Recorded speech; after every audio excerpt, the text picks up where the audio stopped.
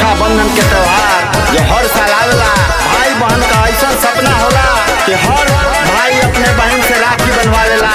इसी के ऊपर प्रस्तुति बा, सुनी जा और आशीर्वाद दी जा। कर जाना से ज्यादा हम प्यार बहिनी,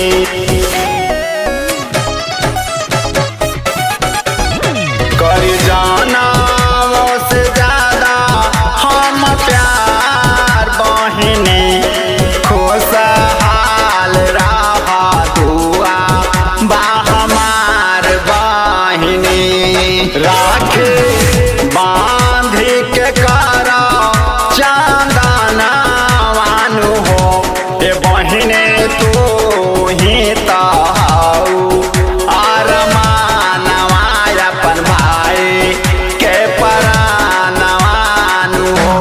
ए बहिने तू ही ताऊ अरमानवा अपन भाई के परानवानु हो।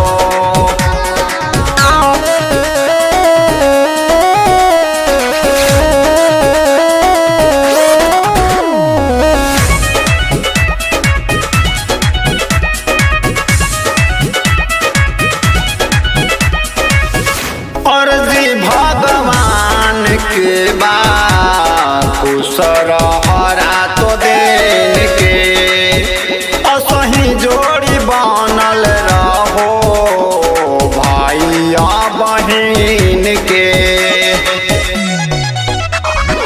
अर्जी भगवान से बा खुश रह